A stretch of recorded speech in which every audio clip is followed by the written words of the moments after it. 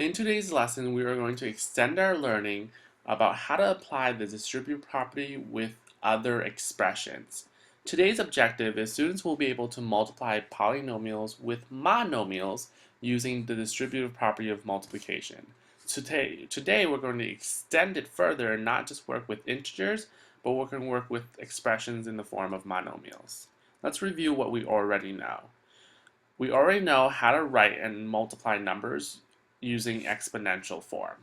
So in my example, I have 2 times 2 equals 4, or I can write the exponential form of 2 squared.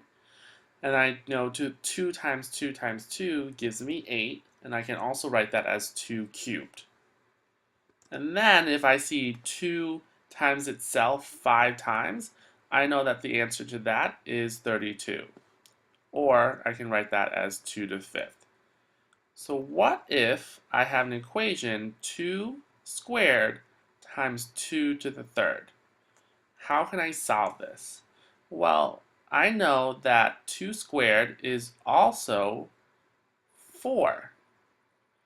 And 2 cubed is also 8. And I know that 4 times 8 equals 32. Using my prior knowledge, I know that 32 can also be written as 2 to the 5th. So I really want to highlight this exponent of 5 and the other exponents that I have my original problem, the 2 and the 3. Well, how do I get to that 5? Well, it seems like if I take the two exponents, 2 and 3, and add them together, I end up with an exponent of 5. Why did this make sense? Because I know that 2 squared is 2 times 2. And I know that 2 cubed is 2 times 2 times 2. And they're connected together by this multiplication sign. If I'm multiplying these same factors 5 times, I can rewrite that as 2 to the 5th.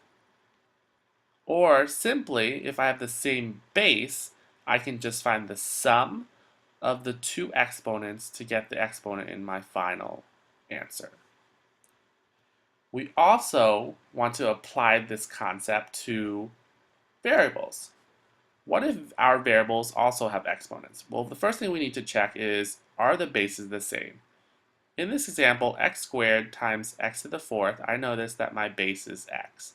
So I'm going to keep it as x. And our application earlier tells us that if we add the exponents together, in this case 2 and 4, we can find the answer in our final expression. So 2 plus 4 equals 6. Let's go ahead and verify that. X squared is x times x. X to the 4th is x times itself 4 times. And they're connected by a multiplication sign. So I notice that I have x multiplied by itself 6 times, and that's written in the form x to the 6th. I also want to review quickly again, how do we apply the distributive property? We know that when we're multiplying using the distributive property, we have a multiplication sign and a plus sign that connects our terms inside the parentheses. So that means we need to take our leading factor of 6 and distribute inside to every term within the parentheses. So 6 times 11 is 66. 6 times 5 is 30, and they're bridged by a plus sign. And when we add these together, because they're like terms, they're both constants, we get an answer of 96. So what does that look like when we are distributing monomials? We are thinking about if I have an expression and the variables are the same, or in this case we're talking about the bases, we need to distribute and multiply those bases and add the exponents like we learned earlier. So let's go ahead and distribute the monomial. We have 4x times 3x cubed minus 7x plus 8.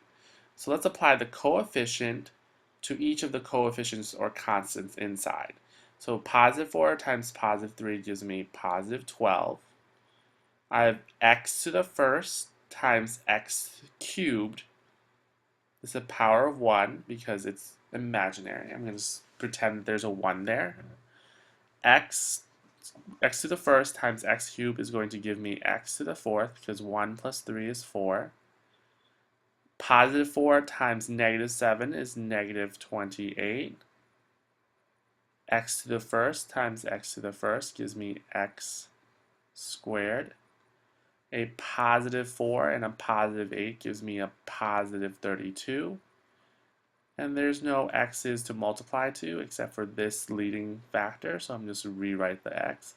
So the answer to this expression with the application of the distributive property is 12x to the fourth minus 28x squared plus 32x. Now what if I change it a little bit? What if the leading monomial has a variable that is different from variables that you see inside the polynomial? What if there are multiple variables? For example, if my leading monomial has a base of a, how is that going to influence an expression that has ABs, just A's, or just B's? So let's go ahead and multiply the coefficients first.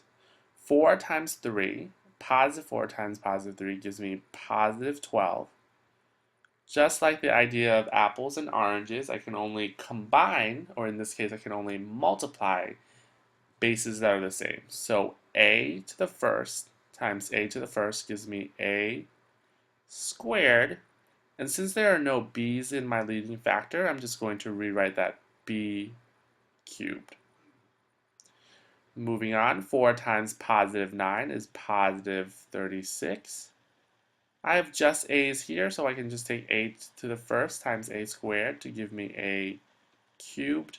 And lastly, 4 times negative 10 gives me negative 40. And I have just an a and just a b, so I'm going to write a, b. So not that much different, but we want to make sure that we're combining terms that are alike. Let's go ahead and practice together with a new problem. What if my leading coefficient and expression has just the variable x squared, and I'm distributing it to x, y's, and just y?